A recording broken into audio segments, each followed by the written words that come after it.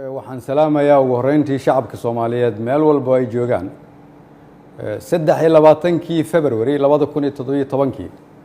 ayaa la ii magacaabay xilka ra'iisul wasaarenimada qiyaastii 1247 maalmood ayaa ka soo wareegtay muddadaas 3 sano iyo barka ah waxaan dalka Soomaaliyeed ugu adeegayay daacadnimo karti iyo hufnaan anigoo aaminsan inay ahayd waajib dalkayga iyo dadkayga iga saaran muddadaas xukuumadda iyo aniguba waxaan ku guuleysanay howlo waaweyn waxaa ka mid ahaa inaan dib u habeyn ballaaran oo dhaxalgal ah ku samayno ciidamada qaranka oo maanta soo gaaray meel ay u diyaarsan yihiin inay la wareegaan amniga guud ee dalka inaan dib u habeyn ballaaran ku samaynay nidaamka maaliyadda dalkeenna oo dunidu noo soo istaagtay soo celinay kalsoonidii uu caalamku nagu qabay kuna qabay hay-adaheena dhaqaale oo inoo saamaxday in laynaga cafiyo deyn lagu lahaa dalkeenna muddo dheer dadaalkaasi waxa uu ku dhacay soo jeed iyo iyadoo la geliyey wakhti badan waxaan la dagaalanay musuqmaasuqa waxaan gudbinay shuruucdii ugu badnaa ee xukuumadda ay gudbiso waxaan ku guuleysanay mushaarka shaqaalaha bixinteeda iyo mushaarka ciidanka oo bil walba laga soo bilaabo Janaayo 2017 uu qof waliba qaatay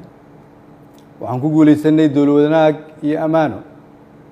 waxaan ku guuleysanay annagoo dib u soo nooleynay sharaftii ummadda Soomaaliyeed si loo ilaaliyo dhammaan guulahaas ay xukuumadda iyo shacabka Soomaaliyeed gaareen dhammaan shacabka Soomaaliyeed oo qayb ka ahaa rabana in la sii joogteeyo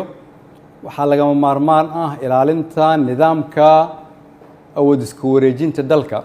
oo si dimuqraadi ah u dhacda anigoo gudanaya waajibka arrinkaas iga saaran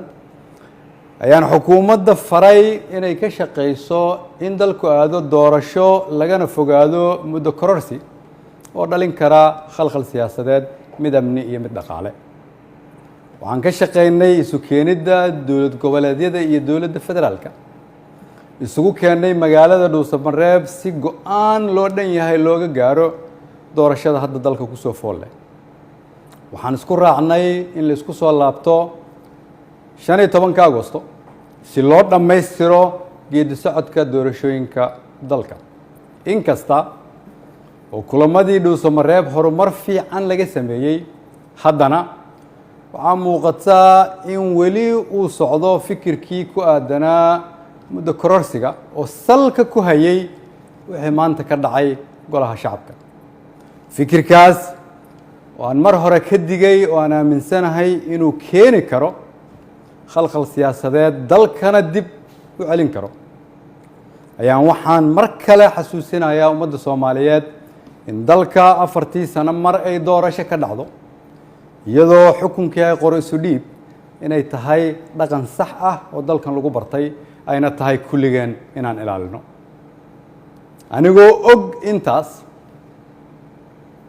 anigoo og in wixii maanta golaha shacabka ka dhacay ay ahaayeen sharci darro aan loo marin habraacii saxda ahaa ee xilka qaadis xukuumadeed anigoo og inaanay ku jirin ajandaha anigoo og inaan laga doodin anigoo og inaan loo codayn anigoo og inaanay waafaqsanayn dastuurka iyo shuruucda dalka haddana waxaan go'aansaday inaan anigu ummadda Soomaaliyeed u noqdo tusaale oo aan iska casilo xilka aan ummadda Soomaaliyeed u hayay anigoo dhowraya midnimada dalka iyo inaan dib loogu laaban burbur iyo dhibaato si aan ugu tiro shacabka Soomaaliyeed qaybna aanan uga noqon khalkhal iyo dib u dhac siyaasadeed oo dalka ku dhaca mid dhaqaale iyo mid amni mid bulsho ayaan sida ummadda Soomaaliyeed ugu baratay waxaan u noqonayaa tusaale inaanan marna halkan xukun u joogin laakiin aan u joogay inaan shacabka Soomaaliyeed u adeego waxaan u mahad celinayaa madaxweynaha oo fursad ii siiyay inaan shacabkayga u adeego golahaygii wasiirada oo igu garab istaagay inaan dalkan samata bixino shacabka Soomaaliyeed oo hiil iyo hooba ila garab taagnaa iina ogolaaday inaan soo hor istaago oo aan u shaqeeyo mar walbana